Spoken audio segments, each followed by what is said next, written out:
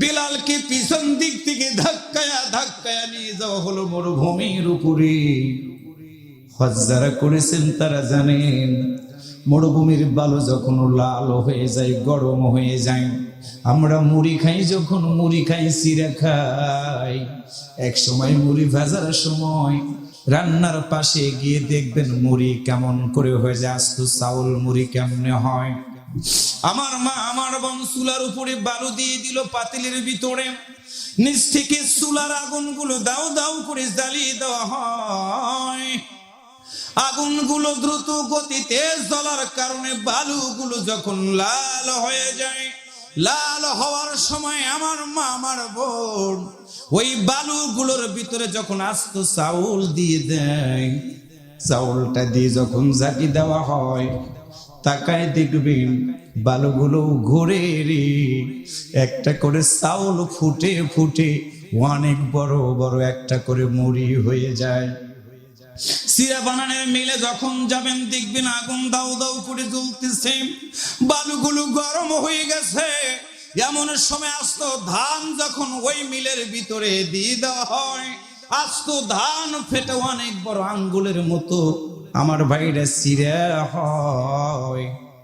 খই যখন ভাজিরি আস্ত ধানগুলো ফেটে একটা করে খই হয়ে যায় বালু গরম করার কারণে। বেলাল রাদিয়াল্লাহু তাআলা আনহুকে দুইটা হাত বেঁধে দুইটা পা বেঁধে পিছন দিক থেকে ধাক্কায়া ধাক্কায়া চাবুকের আঘাত দিতে দিতে মরুভূমির বালুকা রাশির উপরে নিয়ে গিয়ে যখন তাকে শোয়া দেওয়া হয়, কিতাবের ভিতরে পড়লাম লোহাটা যখন গরম করার পরে পানির ভিতরে যখন দেওয়া হয়, হঠাৎ করে দেখবেন একটা গরম লোহা পানির ভিতরে দিলে একটা শব্দ হয়। ঠিক বেলাল রাদিয়াল্লাহু তাআলা আনহুকে ধরে নিয়ে যখন ওই বালুর উপরে শোয়া দিয়েছে, ওই রকম একটা এমন করে শব্দ হয়েছে, যেই শব্দের কারণে বেলালকে বালুতে শোয়ানো মাত্র পিঠের চামড়াগুলো গরম বালুর সাথে লেগে চামড়াগুলো গলে গলে মরুভূমির বালুগুলো লাল হয়ে যায়। মানুষের শরীরে অনেক তেল থাকে, অনেক চর্বি থাকে, বিলালের পিঠের চামড়াগুলো গলে গলে বালুর সাথে মিশে বালুটা লাল হয়ে যায়। থোপা থোপা বালুগুলো বিলালের পিঠের সাথে লাগে। বিলাল একটা কথা বলে, তোমরা যতই মারো না কেন আমি বিলাল কোনোদিন ঈমান ছাড়বো না। এমন সময় মালিক প্রস্তাব দিয়ে দেয়, বিলাল রে, তোমার পিঠের তো চামড়া নাই, চামড়া নাই, পিঠের চামড়া উঠে গেছে রে, তোমার বুকটা এখন বাকি আছে। ডাক দে বলে, যাও যাও বড় পাথর নিয়ে আসো। কিতাবের ভিতরে পড়লাম একটা পাথর আনার পরও মরুভূমি রাশির উপরে বিলালকে শোয়া দেওয়া হয়েছে, পিঠের চামড়া নাই। পিঠের চামড়া গুলো উঠে গেছে বিলালের, বালুগুলো লেগে গেছে রে। ডান হাত বাঁধা, বাম পা বাঁধা, দুই হাত দুই পা বাঁধা বেলালের বুকের উপরে যখন অনেক বড় পাথরটা নিয়ে এসে চাপা দেয়, বেলালের দম চলে না।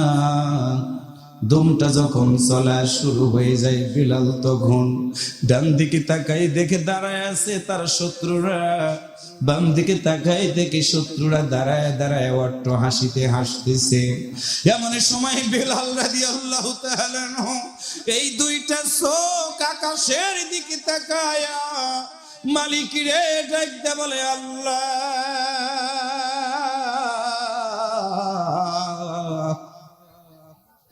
আমার এই বিপদের সময় তুমি আল্লাহ ছাড়া আমার আর কোনো বন্ধু নাই। সম্মানিত প্রিয় ভাইরা, বেলালের পিঠটা ঝলসে গেছে, বুকের উপরে পাথর চাপা দিয়েছে। একদিকে বেলালের কলিজাটা মনে হয় বেরিয়ে যাবে, চোখ দিয়ে পানিগুলো বের হয়। রোদের ভিতরে মালিক রে ডাকতে বলে, আল্লাহ তুমি ছাড়া আমার আর এখন আর কেউ নাই, কেউ নাই। এমন সময় আল্লাহর পক্ষ থেকে আমার প্রিয় ভাইরা সূরা হামিমের সিজদার 30 নম্বর আয়াতের মাধ্যম দিয়ে আমার আল্লাহ গোটা পৃথিবীর মানুষগুলোকে জানিয়ে দিয়েছে, ও পৃথিবীর মানুষেরা শোনো, দুঃখের সময়, কষ্টের সময় যারা বলতে পারে ইন্নাল্লাযীনা ক্বালু রাব্বুনাল্লাহ, নিশ্চয় যারা বলে তাদের রব হলো আল্লাহ, সুম্মা ইসতাকামু, এই কথাই শুধু বলে না, এরপর অটল থাকে, দৃঢ় থাকে। আল্লাহ বলেন তাতানাজ্জালু, আমি নাজিল করি আলাইহিম, তাদের উপরে মালাইকাতুন, বহু ফেরেশতা, তারা এসে কি বলে, আল্লাহ তাখাফু, তোমার কোনো ভয় নেই, ওয়ালা তাহজানু, চিন্তার কোনো কারণ নাই, ওয়াবশিরু, এবং সুসংবাদ গ্রহণ করো, বিল জান্নাত, ওই জান্নাতের, আল্লাতী কুনতুম তুআদুন, যেই জান্নাতের ওয়াদা আমার আল্লাহ তাআলা দিয়েছেন। কিতাবের ভিতরে পড়লাম বেলাল রাদিয়াল্লাহু তাআলা আনহু যখন আকাশের দিকে তাকায় মালিককে ডাক দিয়ে বলেছে, আল্লাহ আমার ডান হাত বাঁধা, বাম হাত বাঁধা, ডান পা বাম পা বাঁধা, মালিক আমার পিঠের চামড়া গুলো উঠে গেছে, বুকের উপরে তারা পাথরটা চাপাই দিয়েছে, আল্লাহ আমার এই বিপদের সময় তুমি ছাড়া আমার আর কেউ নাই, কেউ নাই। কিতাবের ভিতরে পড়লাম ওই সময় আল্লাহর ফেরেশতারা এসে বেলালের সামনে জান্নাতের দরজাটা খুলে ধরে রাখে। আল্লাহর বান্দা বেলাল তখন তাকায় বলে, তোমরা কারারে যতই আমারে মারো না কেন, আমি বেলাল, আমার এই দুইটা আছে না নাই? আজকে গোটা পৃথিবীর হিন্দুরা এক, গোটা পৃথিবীর খ্রিস্টানরা এক, গোটা পৃথিবীর নাসারারা এক হয়ে আমার যেই সময় আজকে কোরআনুল কারীমের মাহফিলের আয়োজন করেছি, মাহফিলে বসে আছি, এমন সময় ফিলিস্তিনের গাজার মুসলমানদেরকে নির্বিচারে হত্যা করার মধ্য দিয়ে আমেরিকার 1 নম্বর সন্ত্রাসী বাহিনী, ইসরায়েলের হানাদার বাহিনীরা ফিলিস্তিনের মুসলমানদেরকে হত্যা করছে, মায়ের কাছ থেকে সন্তানগুলোকে কেড়ে নিচ্ছে, বোমার আঘাতে মায়ের পেটটা ক্ষত বিক্ষত হয়ে গিয়ে সন্তানের লাশ এক জায়গা থেকে আরেক জায়গায় পড়ে যাচ্ছে। যেই সময়, এমন একটি সময় আল্লাহর এই কোরআনের মাহফিলে বসে আমরা দীপ্ত কণ্ঠে শপথ নিবারিতে ফিরে যাব, গোটা বিশ্বের 1 নম্বর সন্ত্রাসী দেশ হলো আমেরিকা। তাদের প্রত্যক্ষ এবং পরোক্ষ মদদের মধ্য দিয়ে ইসরায়েলের হানাদার বাহিনীরা মুসলমানদেরকে হত্যা করছে, মুসলমানদের মসজিদ ঘরগুলোকে তারা বম্বিং করে উড়িয়ে দিচ্ছে, হাসপাতালে আশ্রয় নিলে অসুস্থ মানুষগুলোকে তারা পৃথিবী থেকে বিদায়ী করার মধ্য দিয়ে তারা স্বপ্ন দেখতেছে মুসলমানদেরকে হত্যা করে ফেলতে পারলেই আল্লাহর এই জমিনে কোরআনের বিধান কায়েমের পক্ষে কেউ কথাগুলো বলতে পারবে না। আজকের এই মাহফিল থেকে আপনাদেরকে একটি আহ্বান রেখে যেতে চাই, সেটা হলো আমার দল যদি আলাদা থাকে, আমার চাকরি যদি আলাদা থাকে, ব্যক্তি জীবন যদি আলাদা থাকে, কিন্তু মরে যাওয়ার পরে মসজিদের বারান্দার পালকিটা আমার বাড়িতে আসবে। সূরা তাহার 55 নম্বর আয়াত তেলাওয়াত করে আমাদের সব দলের মুসলমানদেরকে কবরের ভিতরে রেখে দেওয়ার সময় একটা কথা বলা হয়, মিনহা খালাকনাকুম ওয়া ফিহা নুঈদুকুম ওয়া মিনহা নুখরিজুকুম তারাতান উখরা। সব দলের মুসলমানদেরকে যদি মাটির কবরে রেখে দিয়ে আসা হয়, সেদিন যদি কোনো ভেদাভেদ না থাকে, সেদিন যদি গ্রুপিং লবিং না থাকে, আজকের এই মাহফিল থেকে আমাদের একটাই আওয়াজ, একটাই স্লোগান, গোটা পৃথিবীর সন্ত্রাসীরা এক, খ্রিস্টানরা এক, নাসারারা এক, আর আমরা মুসলমানরা আজকে এক কাতারে দাঁড়িয়ে আল্লাহু আকবার আওয়াজ দিয়ে এটাই প্রমাণ করে দিয়ে যাব, মুসলমান হিসেবে বেঁচে থাকবো, সন্ত্রাসীদের কাছে মাথা নত করব না, জঙ্গিবাদের সাথে মাথা নত করব না।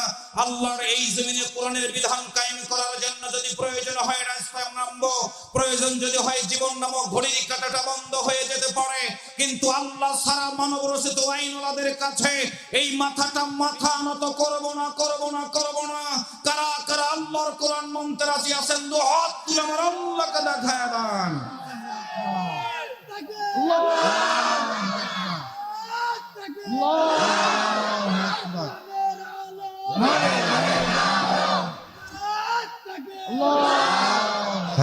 এই যে আমরা একটু বললাম আল্লাহু আকবার, আল্লাহু আকবার বলাতে খুশি হয়েছে কি? রাগ করেছে কি? আল্লাহ রাগ করেছে? রাগ করেছে শয়তান। আর শয়তান কি এই এলাকাতে আছে? একসাথে বলেন আছে? দেখবেন যাত্রা নিয়ে গ্রুপিং নাই, মেলা নিয়ে গ্রুপিং নাই, মাহফিল না গ্রুপিং আছে না নাই? কথা বলেন আছে না নাই? মসজিদ না গ্রুপিং, মাদ্রাসা না গ্রুপিং, ইমাম রাখবেন সেটা নিয়ে গ্রুপিং, কিন্তু যাত্রা, জুয়া, মদ, গাঁজা, এমনকি বিড়ি খাওয়ার সাথেও কোনো গ্রুপিং নাই। একটা বিড়ি 10 জন মিলে জামাতে খায়, কোনো সমস্যা হয় না। কথা বলেন, কথা বলেন, আছে না নাই? আসুন তাহলে যতদিন বাঁচবো আওয়াজ করে বলুন তো, এই পৃথিবীতে বেঁচে থাকার জন্য আল্লাহ তাআলা যতটুকু সীমা নির্ধারণ করে দিয়েছে, ওই সীমা থাকা পর্যন্ত ঈমান এবং আমল ঠিক রাখা দরকার কি আছে? একসাথে বলেন আছে। কথাটা বলেছেন কে? কোন সূরা? আল মাইদা। কোন সূরা? কত নম্বর আয়াত? 9। একসাথে বলেন, কত নম্বর আয়াত? 9। আসুন তেলাওয়াত করি, আলোচনার দিকে ফিরে যাই। স্বেচ্ছাসেবক বাহিনী যারা আছেন, আমাদের ভাইদের বসার জন্য কোনো কষ্ট না হয়, গেটে থেকে ভাইদেরকে ভিতরে পাঠিয়ে দিবেন। আমরা কোরআনের মাহফিলে এসেছি, সুন্দর পরিবেশ আমরা করতে চাই। আস্তে আস্তে মাঠগুলো ভরে যাচ্ছে, আমরা অপেক্ষায় থাকবো। দোকানে যারা আছেন, জীবনের শেষ মাহফিল মনে করে এখানে এসে বসুন, জীবনটা পরিবর্তন হয়ে যেতে পারে। মাইকের আওয়াজ যতদূর যাচ্ছে, পৃথিবীর মানচিত্র থেকে যে সকল মানুষগুলো হারিয়ে কবরের ভিতরে চলে গেছে, আল্লাহ এই কোরআনের খাতিরে সকল মুর্দার কবরে আযাব মাফ করে দিয়েছেন। আসুন, আমরাও তো একদিন মরে যাব। বলুন তো, মরে যাওয়ার পরে আমাদের জান্নাতে যাওয়া দরকার আছে? একসাথে বলেন আছে। তাহলে আজকে তাদের জন্য আলোচনাটা ভালো লাগবে। করুন সবাই আমার সাথে একসাথে। আউযু বিল্লাহি মিনাশ শাইতানির রাজীম। বিসমিল্লাহির রহমানির রহিম।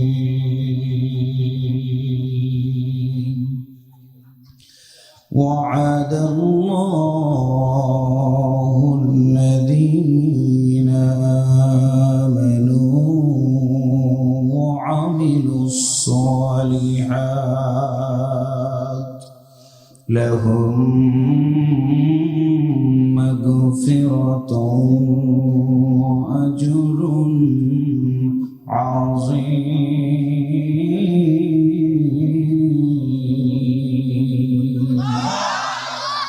সম্মানিত পুরাণবাসী, বিশ্বনবী সাল্লাল্লাহু আলাইহি ওয়াসাল্লামের মাদানী জিন্দেগিতে সূরাটি নাজিল হয়। বুঝবেন হৃদয় দিয়ে, আমরা মুসলমানেরা বিশ্বনবীর উপরে কোরআন নাজিল হয়েছিল কত বছর বয়সে আমরা অনেকেই জানি না।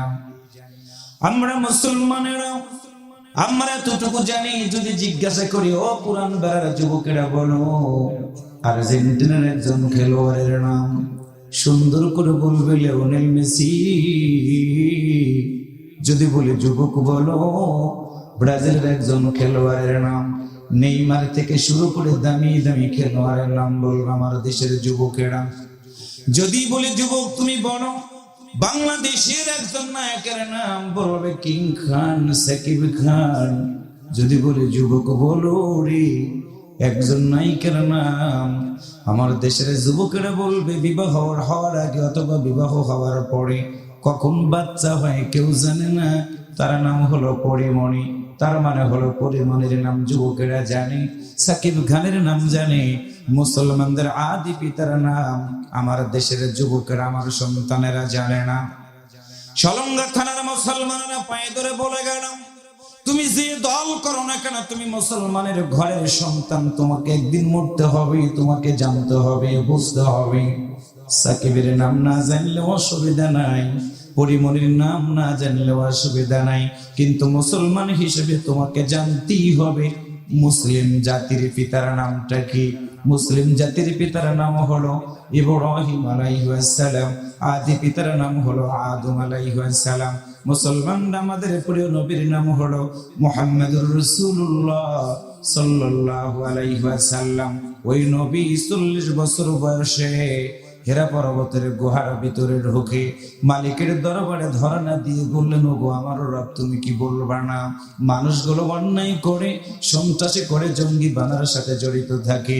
আল্লাহ এমনকি তারা কন্যা সন্তানগুলো যখন কোনো মায়ের পেটের ভিতর থেকে বের হয়, জীবন্ত সন্তানগুলোকে নিয়ে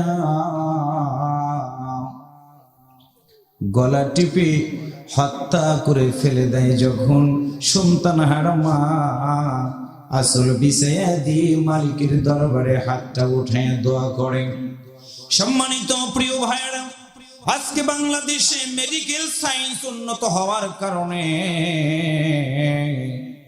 5 মাস সন্তানের বয়স হয়ে গেলে জানা যায় সেইটা ছেলে হবে কি মেয়ে হবে। 20 বছর আগে 50 বছর আগে এটা জানা যেত না। 1500 বছর আগে তো কোনো খবরই থাকতো না। ওই সময় যখন কোনো মায়ের পেটের ভিতর থেকে কন্যা সন্তান বের হয়ে যেত, আবু জাহেল উতবা সাইবাদের নেতৃত্বে কন্যা সন্তানগুলোকে জীবন্ত গলা টিপে হত্যা করে ফেলে দিত তারা। কন্যা সন্তানগুলোকে তারা মানুষ মনে করতো, মানুষ মনে করতো না। 2 নাম্বার খারাপ কাজ করতো তারা, জোর করে অন্যের সম্পত্তি দখল করতো, রাহাজানি ডাকাতি করতো তারা, লুটতরাজ করতো তারা। নবী আমার চিন্তা করে দেখলেন না না, এইভাবে সমাজ চলতে পারে না। আল্লাহর নবীর দরখাস্ত মালিকের দরবারে কবুল হয়ে গেল। 40 বছর বয়সে হেরা পর্বতের গুহায় আমার আল্লাহর পক্ষ থেকে রাসূলকে জানাই দেয়া হলো, বন্ধুরে কাঁদবা না, চোখের পানি তুমি মুছে ফেলে দাও। মানুষগুলোকে তুমি শান্তির দিকে হাতছানি দিয়ে ডাকতেছো। আমি আল্লাহর পক্ষ থেকে তো অনেক নবীকে পাঠিয়ে দিয়েছিলাম পৃথিবীতে। কাউকে দিয়েছি তৌরাত, কাউকে দিয়েছি জবর, কাউকে দিয়েছি ইনজিল। বন্ধুরে তোমারে জানাই দিয়ে দিলাম, তুমি তোমার প্রিয় নবী, তুমি তোমার প্রিয় মহামানব পাঠাইলাম তোমারে সবার শেষে। কিন্তু এমন একটা গ্রন্থ তোমার কাছে আমি আল্লাহ দিয়ে দিব, যেই গ্রন্থটার ভিতরে সকল নবীদের কথা তুমি জানতে পারবা। একটু মারহাবা জোরে বলেন। জিবরাইল আমিন এসে হাজির হয়ে গেল, বিশ্ব নবীকে সালাম জানায় বললেন, হুজুর আপনি চিন্তা করবেন না, আমি জিবরাইল এসে গিয়েছি। আপনি পড়ুন সূরা আলাকের প্রথম 5টা আয়াত আল্লাহর পক্ষ থেকে নাজিল হয়ে গেল। ইকরা বিসমি রাব্বিকাল্লাযী খলাক, পড়ো তোমার প্রভুর নামে, যে প্রভু তোমাকে সৃষ্টি করেছেন। আমার সামনে যারা বসা, একটু দরদ করে বলুন তো আমাদের সৃষ্টিকর্তা কে? একসাথে বলেন কি? রাসূল আমার বললেন আল্লাহ।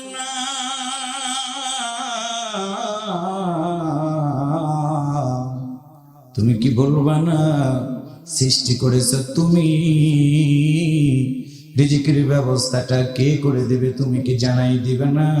আমার আল্লাহ বলেন, বন্ধুরে সৃষ্টি করেছি আমি, রিজিকের জন্য কারো কাছে যাওয়া লাগবে না, আমি আল্লাহ রিজিকের ব্যবস্থাটা করে দেব। আল্লাহ বলেন, আল্লাযী জাআলা লাকুমুল আরদা ফিরাশান ওয়াস সামাআ বিনাআন ওয়া আনজালা মিনাস সামাই মাআন ফাআখরাজা বিহি মিনাত থামারাতি রিজকান লাকুম فلا تجعلوا لله أندادا وأنتم تعلمون।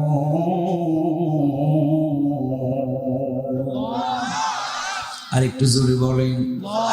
আল্লাহ বলেন, রাসূল বলে দাও, আসমানটাকে ছাদ বানালাম, জমিনটাকে বিছানা বানাই দিয়ে দিলাম। যুবক তুমি জানো না, যেই জমিনের উপরে আমরা বসবাস করি, এই জমিনের নিচে আছে বালু, বালুর নিচে আছে পাথর, পাথরের নিচে আছে পানি, পানির নিচে আবার বালু, বালুর নিচে ফের পাথর, তারপরে আবার বালু। হিসাবটা করে দেখবা, হঠাৎ করে আল্লাহ তাআলা যদি পানিকে ডাক দেয়, বলে পানি রে সরে যাও, আল্লাহ যদি বলে পাথর সরে যাও, আল্লাহর কসম করে বলি এই জমিন থাকবে না, ডেবে যাবে। ভূমিকম্প যখন হয়, পুকুরের ভিতরে দেখবেন ঠান্ডা পানি, একসাথে পানিগুলো এদিক ওদিক দোল দিতেছে। তার মানে হলো যখন ভূমিকম্প শুরু হয়, জমিনটা কাঁপতে থাকে, আমরা মানুষ টের পাই না। আমরা মানুষ আবার টের পেয়ে দৌড়া দৌড়ি করি। একটু জবান খুলে বলুন তো, সেই আল্লাহ আমাদের জন্য আসমানটাকে ছাদ বানালেন, জমিনটাকে বিছানা বানালেন, সরিষা বুনলাম, ধান লাগালাম, কুশাল লাগালাম, ভুট্টা লাগালাম, ছোট্ট একটা করে প্রাণীকে আমার আল্লাহ রিজিকের ব্যবস্থাটা করে দিল। সিংহ বাঘ থেকে শুরু করে সমুদ্রের ভিতর আমার ভাইয়েরা তিমি মাছ থেকে শুরু করে সকল মাখলুকাতের যিনি রিজিকটা দয়া করে দিয়ে দেয়। অন্তর খুলে বলো তো, যতদিন বাঁচবো ওয়াদা দিয়েছেন আল্লাহ রিজিক দিব আমি। জবান খুলে বলুন তো, আমার আপনার হিন্দু বৌদ্ধ খ্রিস্টান না ছাড়া গাছ বৃক্ষ তরুলতা সকল প্রকার মাকলুকাত গুলোকে রিজিকের ব্যবস্থাটা করে দেয় কে? আরেকবার বলেন। আল্লাহ ওয়াদা রাখলেন আমি রিজিক দিয়ে দিলাম। রাসূল বলেন আল্লাহ বলো তোমার বান্দারা রিজিক খাবে আর ঘুমাবে, এটা কি? আল্লাহ বলেন না না, রিজিক খাবে ওয়াসুজুদু ওয়াক্তারি, সেজদা করবে এবং আমি আল্লাহর প্রশংসা আদায় করবে। ওয়ামা খালাকাতুল জিন্না ওয়াল ইনসা ইল্লা লিয়া'বুদুন।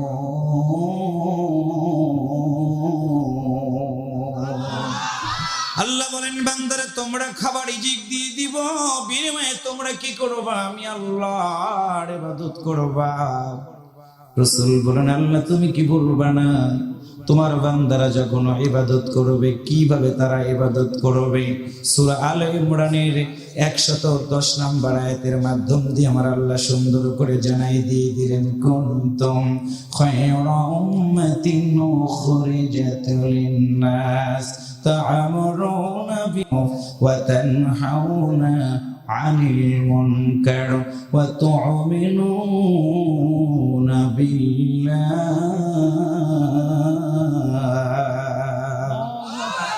আয়াত শুনতে কি কষ্ট হয়? তাফসীর মাহফিল নাম, তাফসীরের হকই হলো কোরআন টু কোরআন। এটা আল্লাহু আকবার জোরে বলেন।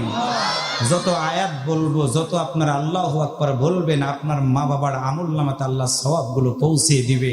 আর আমাদের দিকে তাকিয়ে আছে, আব্বুরে একটু দোয়া করো বাবা। আজকে এই সন্তান মাহফিল বাদ্যে মেলাতে যখন ঘোরে, পিতামাতা ডাক দেবল, আগে যদি জানতাম আমার সন্তান আমারে ফাঁকি দিবে, সন্তান ছোট্ট সময় আমি গলা টিপে হত্যা করে ফেলে দিতাম। বিশ্বাস করেন সন্তানের দোয়া আল্লাহর দরবারে কবুল হয়ে যায়, মা বাবার দোয়া কবুল হয়ে যায়। আজকে বুঝি না রে ভাই, না বোঝার কারণে আমাদের সন্তানগুলোকে আমরা কোরআনওয়ালা সন্তান বানাইতে পারলাম না। কথা বলেন ঠিক না ভাইরা?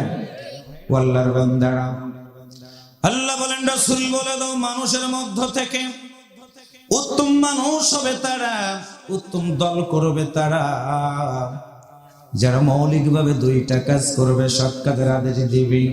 তা'মুরুনা বিল মা'রুফ ওয়া তানহাউনা আনিল মুনকার। এটা আল্লাহু আকবার বলেন।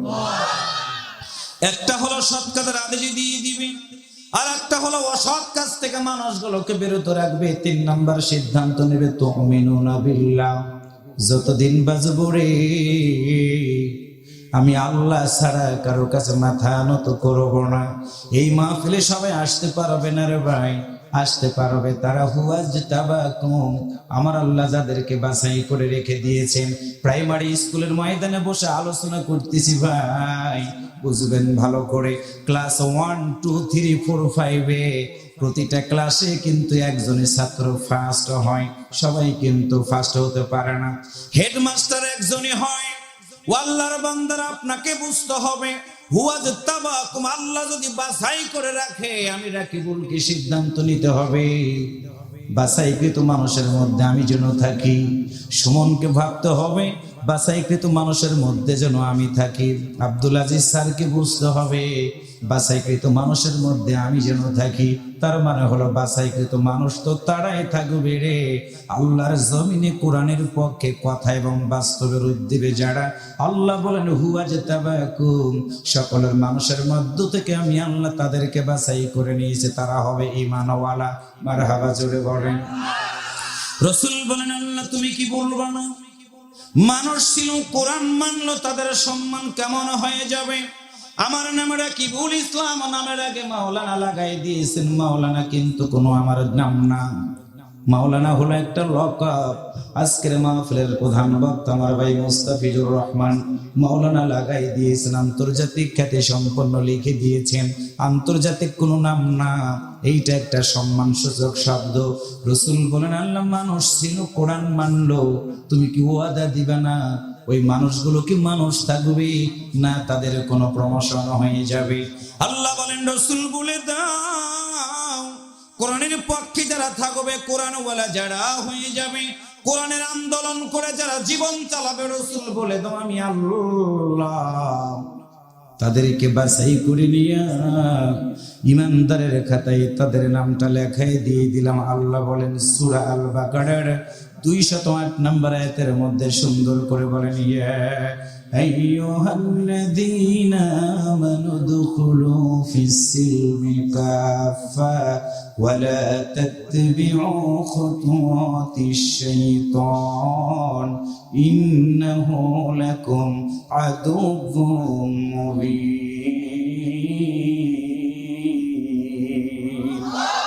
বসেন, বসেন, লাগবে না, বসেন বসেন বসেন। একটা মিনিটের অনেক দাম, 1 সেকেন্ড উঠবেন না। কষ্ট হচ্ছে কি আপনাদের? একটু আল্লাহু আকবার জোরে বলেন। আল্লাহ বলেন আমি ওয়াদা দিলাম কোরআন ওয়ালাদের প্রমোশন দিয়ে দিব। ওয়াদা আল্লাহ, আমি আল্লাহ বলেছি আল্লাযীনা আমানু, যারা ঈমান এনেছে। সে আল্লাহ বলেন ঈমান এনেছো, ইয়া আইয়ুহাল্লাযীনা আমানু, আমার ভাইরা কোরআনে মানুষগুলোকে 2টা শব্দ বলে আল্লাহ সম্বোধন করেছেন। এক জায়গায় বলেছেন ইয়া আইয়ুহান নাস, হে মানব মণ্ডলী। আর এক জায়গায় আল্লাহ বলেছেন মানুষের মধ্য থেকে যারা কোরআনটা মানবে রে, আমি আল্লাহ আদর করে তাদেরকে বললাম ইয়া আইয়ুহাল্লাযীনা আমানু।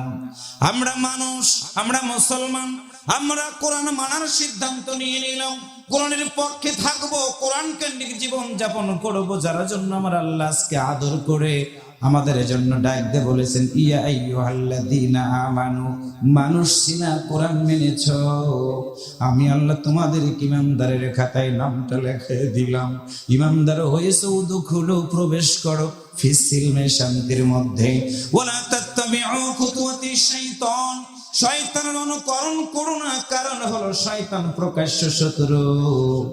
আদি পিতা আদম আলাইহিস সালামকে আল্লাহ যেদিন জান্নাত থেকে নামাই দিলেন শয়তানের কারণে, শয়তান সেদিন বলেছিল আল্লাহ মুসলমানদের আদি পিতা প্রথম মানুষ আদমকে জান্নাত থেকে আমি নামাই দিয়ে দিলাম ওয়াসওয়াসা দিয়ে, তোমার কাছে একটা অনুমতি চাই, কোন আদম সন্তান যেন আর জান্নাতে আসতে না পারে, আমি তাদের কাছে ধোঁকা দিয়ে দিব, তুমি অনুমতি দাও। আল্লাহ বললেন শয়তানকে অনুমতি দিয়ে দিলাম, তবে সতর্কবাণী হলো সকল আদমের কাছে তুমি যেতে পারলেও আমার ইমানদার আদম বান্দাদের সন্তানদের কাছে তুমি যেতে পারবে না। আল্লাহ বলেন ইমানদার তারা, শয়তান তাদের কাছে আসতে পারবে না, যাদের জীবনে একটা ঘোষণা দিবে। আল্লাহ বলেন আল্লাহু ওয়ালিয়ুল্লাযীনা আমানু ইখরিজুহুম মিনাজ-যুলুমাতি ইলান নূর।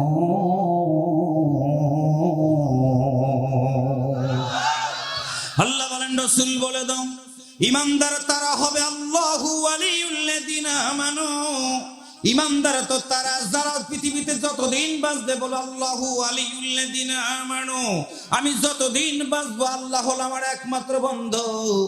এই ময়দানে যারা বসে আছেন রে ভাই, জবান খুলে বলুন তো আমাদের একমাত্র বন্ধু কে? আরো জোরে বলেন কে? আল্লাহ বলেন আমারে যদি বন্ধু বানাও ইখরিজুহুম, আমি তোমাদের বের করে আনবো মিনাজ-যুলুমাতি ইলান নূর, অন্ধকার থেকে আমি আল্লাহ তোমাদেরকে আলোর পথে নিয়ে আসবো। অন্ধকারে এইখানে বোঝানো হয়েছে কারেন্ট চলে গেলে এই অন্ধকার না, অন্ধকার বোঝানো হয়েছে তাগুত শক্তি। তাগুত শক্তি হলো কোরআন বিরোধী, আল্লাহ বিরোধী, মসজিদ বিরোধী, মাদ্রাসা বিরোধী, মাহফিল বিরোধী, এমনকি আল্লাহর জমিনে দিন কায়েম হোক এটা যারা চায় না, সেটা হলো তাগুত শক্তি।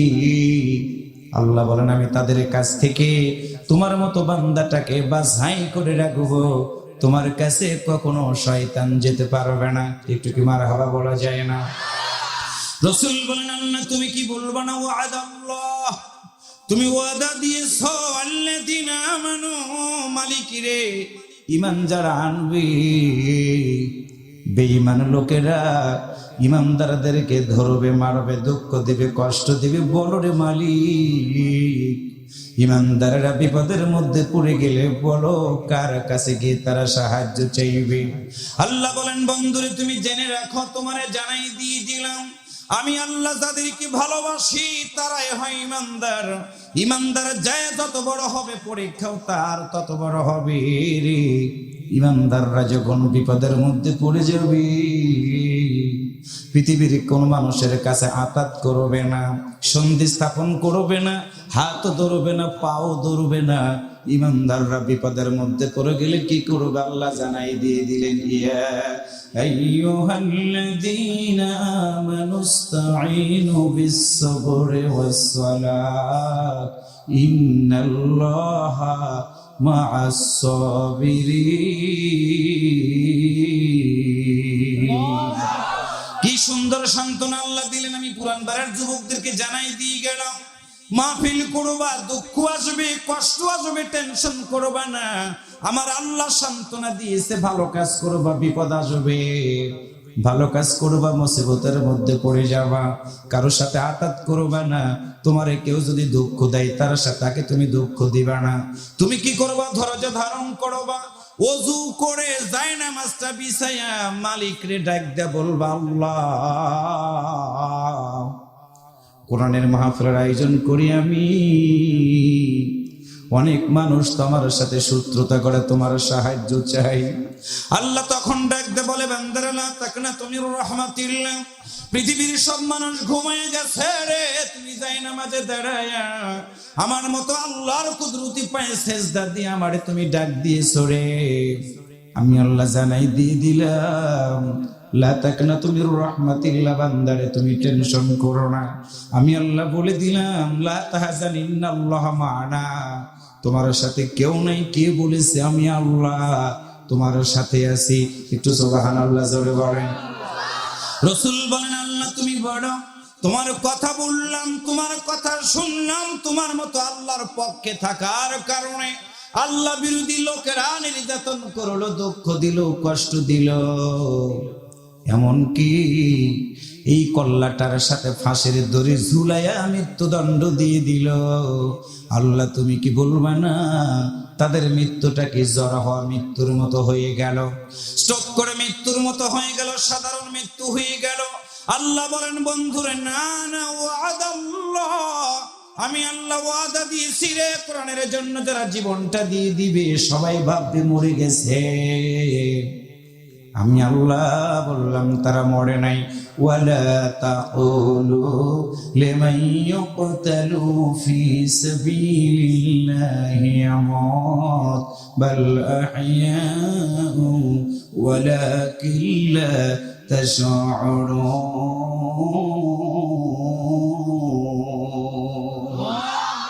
আল্লাহ বলেন, রাসূল বলে দাও, আমি আল্লাহ ওয়াদা দিয়েছি, আল্লাযীনা আমানু, ঈমানের জন্য যারা জীবন দিয়ে দিবে সবাই ভাববে মরে গেছে, কিন্তু আমি আল্লাহ বললাম না, মরে নাই তারা, বরং তারা শহীদ হয়ে গেছে, তাদেরকে আমি আল্লাহ রিজিক দেই।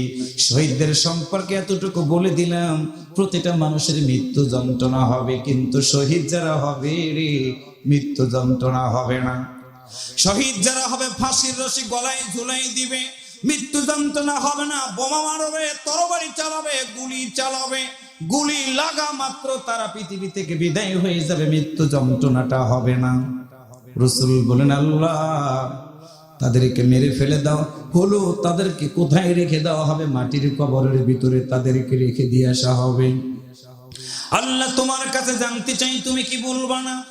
জ্বর হয়ে মানুষ মারা গেলে তাদেরও মাটির কবরের ভিতরে রাখে, স্ট্রোক করে মারা গেলে তাদেরকেও কবরের ভিতরে রাখে। আল্লাহ বলো, ওয়াদা দিয়েছো তুমি, ঈমানের জন্য যদি কেউ মৃত্যুবরণ করে রে, তাদেরকে মরে যাওয়ার পর মাটির কবরে তাদেরকে রেখে দেওয়া হবে। আসলেই কি তারা মাটির কবরে থাকবে?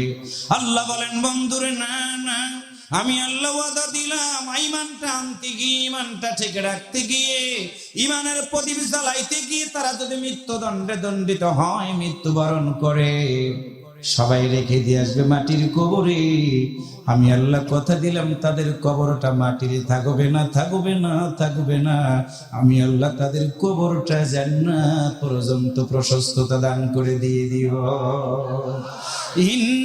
ইন্নাল্লাযীনা আমানু ওয়া আমিলুস সালিহাতি লাহুম জান্নাতুন তাজরি মিন তাহতিহাল আনহার যালিকাল ফাওজুল কাবীর।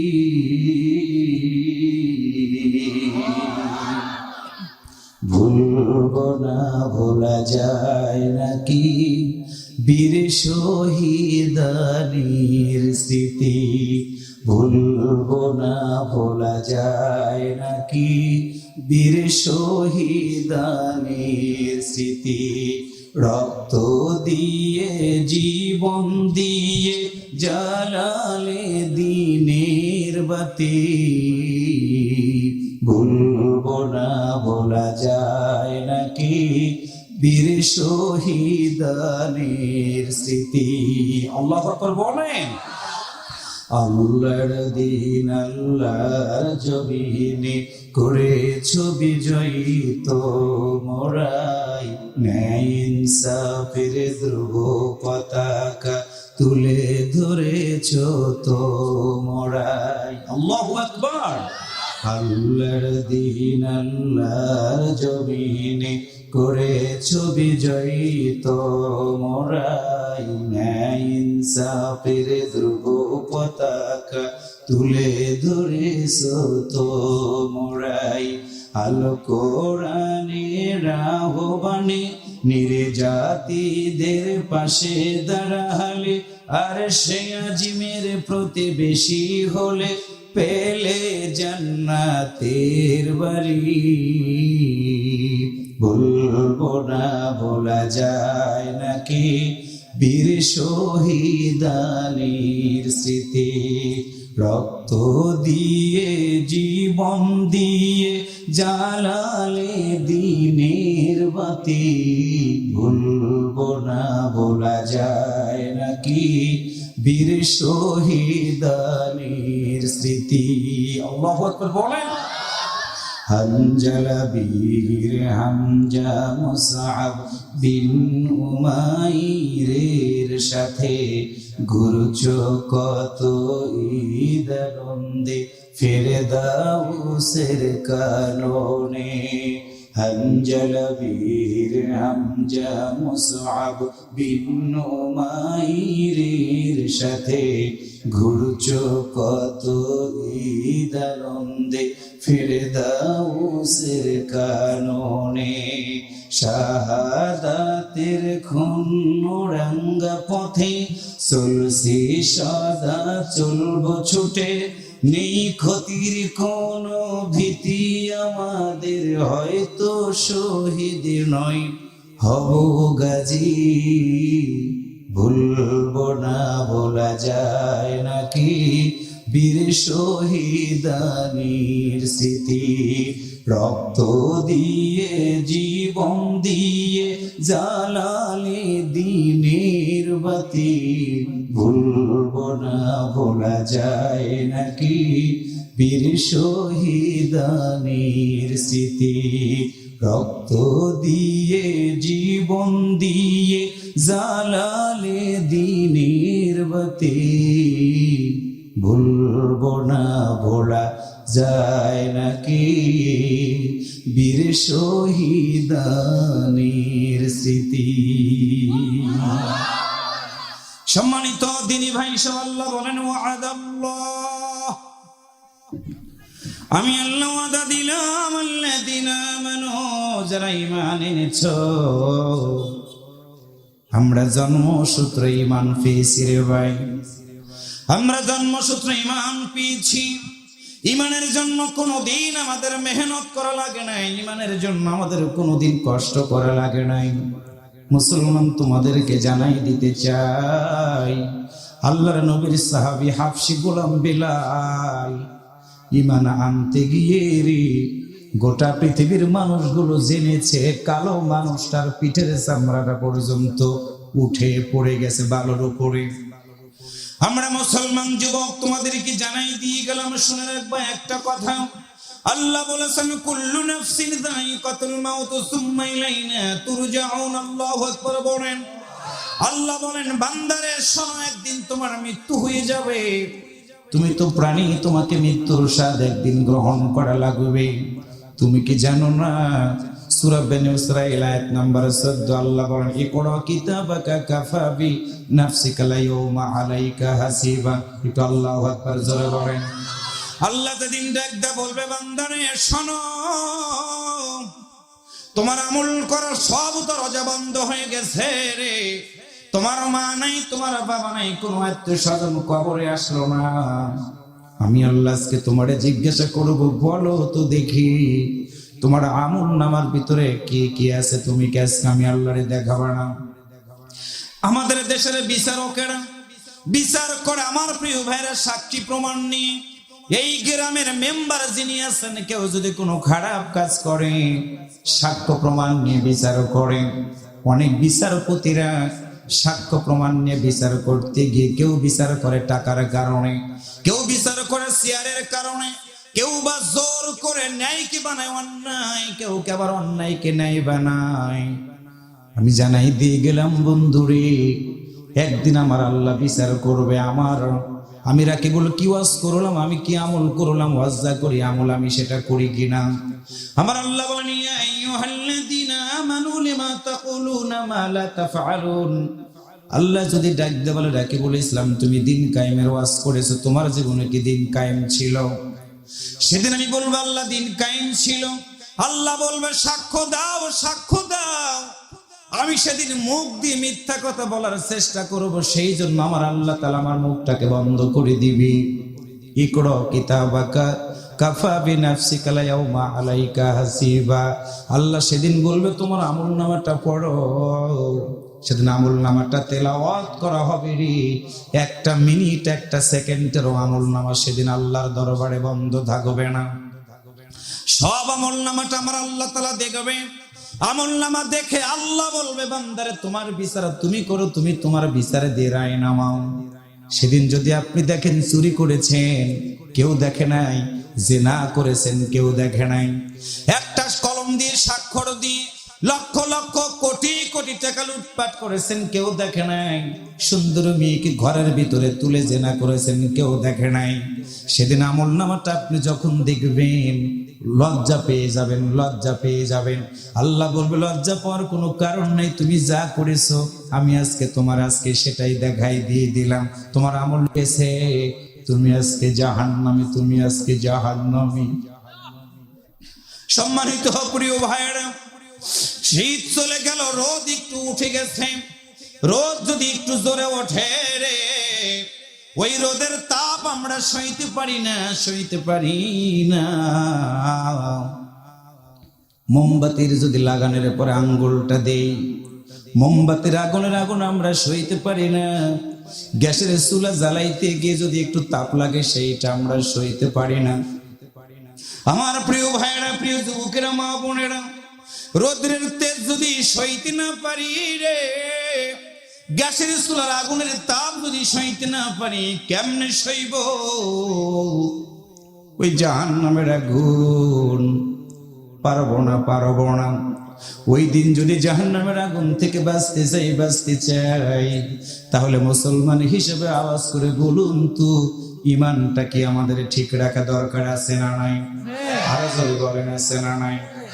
আমার আল্লাহ তাআলা ডাক দিয়ে বলেন, বন্ধুরিয়া আইয়ুহান নাবিয়্যু হাসবুকাল্লাহু ওয়া মানিত্তাবা'আকা মিনাল মুমিনিন।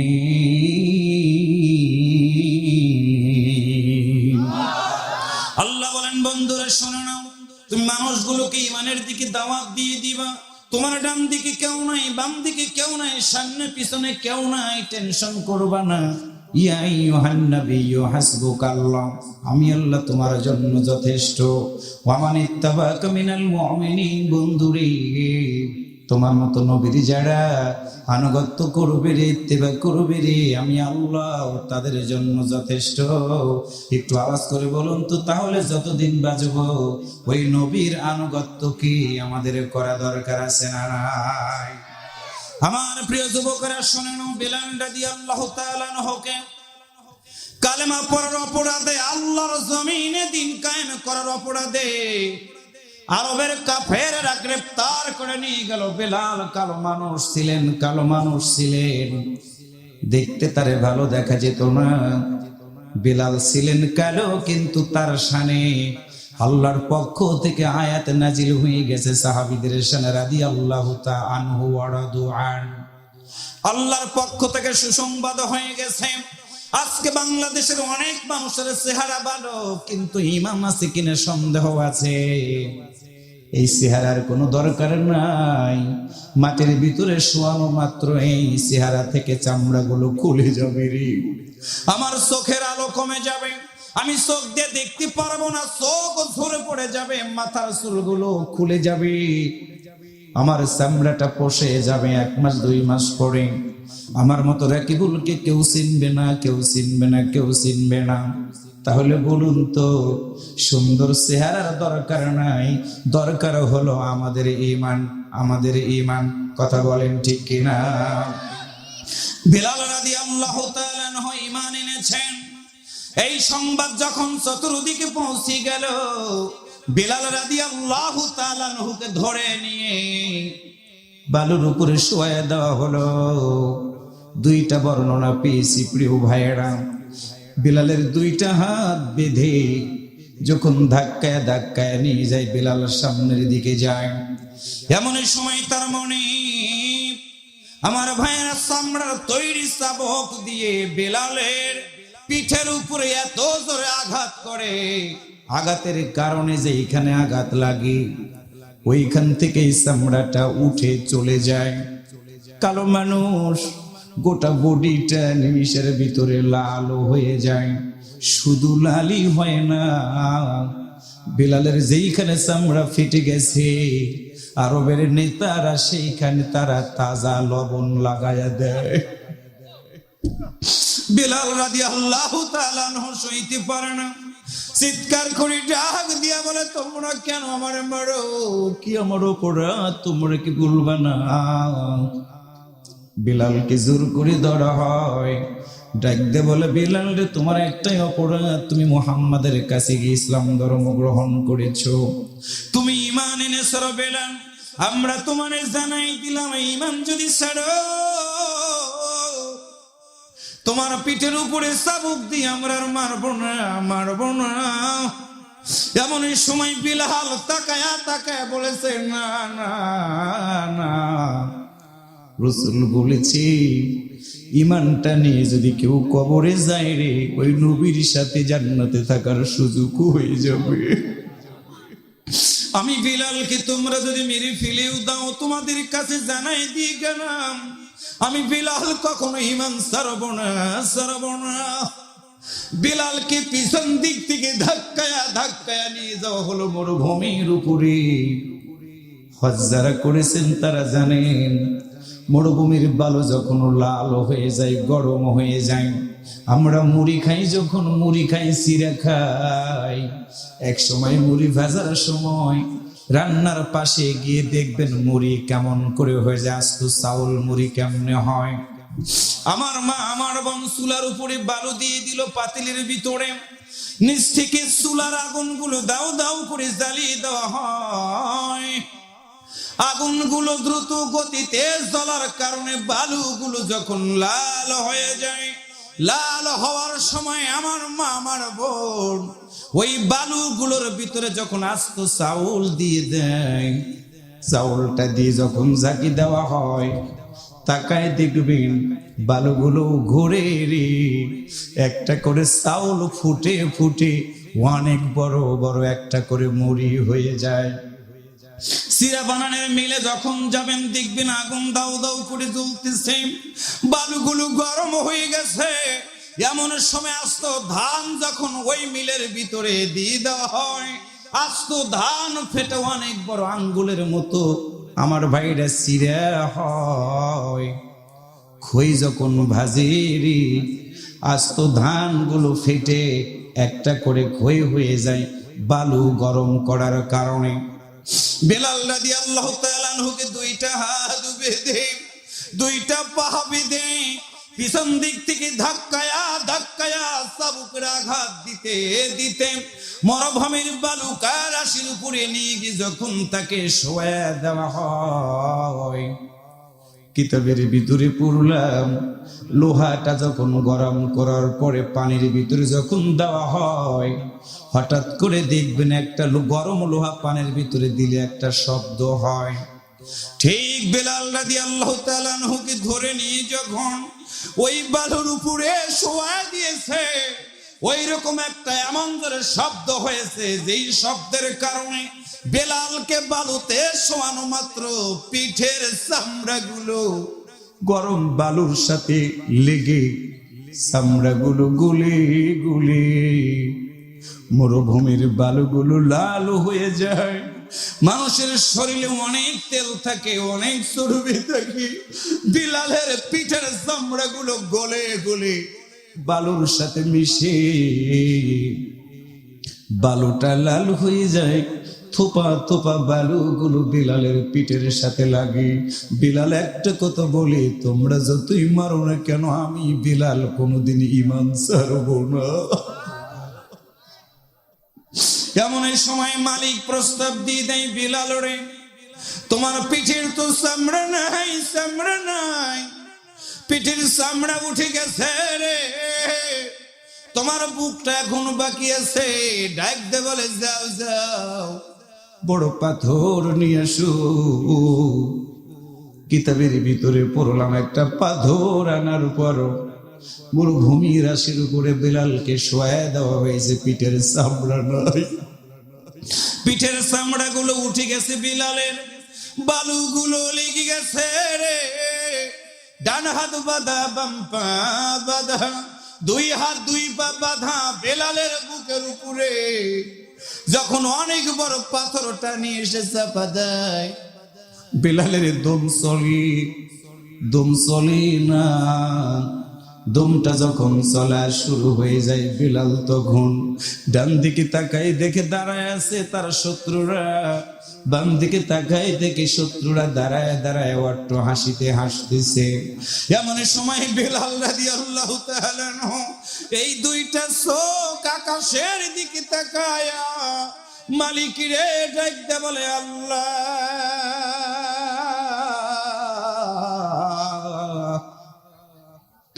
আমার এই বিপদের সময়ে তুমি আল্লাহ ছাড়া আমার আর কোনো বন্ধু নাই। সম্মানিত প্রিয় ভাইরা, বেলালের পিঠটা ঝলসে গেছে, বুকের উপরে পাথর চাপা দিয়েছে। একদিকে বেলালের কলিজাটা মনে হয় বেরিয়ে যাবে, চোখ দিয়ে পানিগুলো বের হয়। রোদের ভিতরে মালিক রে ডাকতে বলে, আল্লাহ, তুমি ছাড়া আমার আর এখন আর কেউ নাই, কেউ নাই। এমন সময় আল্লাহর পক্ষ থেকে আমার প্রিয় ভাইরা সূরা হামিমের সিজদার 30 নম্বর আয়াতের মাধ্যম দিয়ে আমার আল্লাহ গোটা পৃথিবীর মানুষগুলোকে জানিয়ে দিয়েছে, ও পৃথিবীর মানুষেরা শোনো, দুঃখের সময়, কষ্টের সময় যারা বলতে পারে ইন্নাল্লাযীনা ক্বালু রাব্বুনাল্লাহ, নিশ্চয় যারা বলে তাদের রব হলো আল্লাহ, সুম্মা ইসতাকামু, এই কথাই শুধু বলে না, এরপর অটল থাকে, দৃঢ় থাকে। আল্লাহ বলেন, তাতানাজ্জালু আমি নাজিল করি আলাইহিম, তাদের উপরে মালাইকাতুন, বহু ফেরেশতা, তারা এসে কি বলে, আল্লাহ তাখাফু, তোমার কোনো ভয় নেই, ওয়ালা তাহজানু, চিন্তার কোনো কারণ নাই, ওয়াবশিরু, এবং সুসংবাদ গ্রহণ করো, বিল জান্নাত, ওই জান্নাতের, আল্লাতী কুনতুম তুআদুন, যেই জান্নাতের ওয়াদা আমার আল্লাহ তাআলা দিয়েছেন। কিতাবের ভিতরে পড়লাম, বেলাল রাদিয়াল্লাহু তাআলা আনহু যখন আকাশের দিকে তাকায় মালিককে ডাক দিয়ে বলেছে, আল্লাহ, আমার ডান হাত বাঁধা, বাম হাত বাঁধা, ডান পা বাম পা বাঁধা, মালিক, আমার পিঠের চামড়া গুলো উঠে গেছে, বুকের উপরে তারা পাথরটা চাপাই দিয়েছে। আল্লাহ, আমার এই বিপদের সময় তুমি ছাড়া আমার আর কেউ নাই, কেউ নাই। কিতাবের ভিতরে পড়লাম, ওই সময় আল্লাহর ফেরেশতারা এসে বেলালের সামনে জান্নাতের দরজাটা খুলে ধরে রাখে। আল্লাহর বান্দা বেলাল তখন তাকায়া তাকায় বলে, তোমরা কারারে যতই আমারে মারো না কেন, আমি বেলাল আমার এই দুইটা চোখ দিয়ে দেখি রে, আল্লাহর জান্নাতের দরজা আমার জন্য খোলা হয়ে আছে। আল্লাহু আকবার বলো। সম্মানিত প্রিয় ভাইয়ের নাম হলো ঈমান। এই জন্য আল্লাহ তাআলা বলেন, ওয়াদাল্লাহুল্লাযীনা আমানু, আমি আল্লাহ ওয়াদা দিলাম ঈমানদারদের জন্য, 2 নাম্বার হলো আমিলুস সলিহাত। ইমানদার যখন তুমি হয়ে যাইবা, পৃথিবীতে কোনোদিন তুমি খারাপ কাজ করতে পারবা না। আপনার একটু আওয়াজ করে বলুন তো, কোরআন বাড়ার এই যুবকেরা যে কোরআনের মাহফিলটার আয়োজন করলো, আওয়াজ করে বলুন তো এই মাহফিলটা কি ভালো না খারাপ? আরেকবার বলুন, আর একটু জোরে বলুন। কি প্রমাণ? সূরা হামিমের সাজদার 33 নম্বর আয়াত। আমার আল্লাহ সুন্দর করে বলেন, ওয়ামান আহসানু কাওলাম মিম্মান দাআ ইলাল্লাহি ওয়া আমিলা সালিহান ওয়া ক্বালা ইন্নানি মিনাল মুসলিমিন।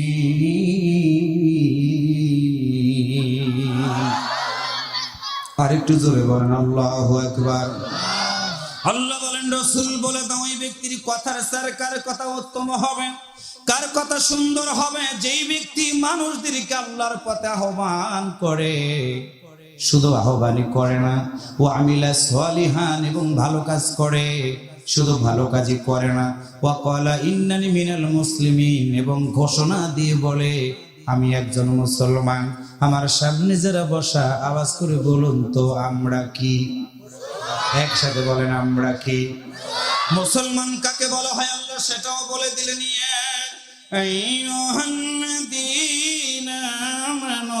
আমানুত্তাকুল্লাহা হাক্কা তুকাতিহি ওয়া লা তামুতুন্না ইল্লা ওয়া আনতুম মুসলিমুন।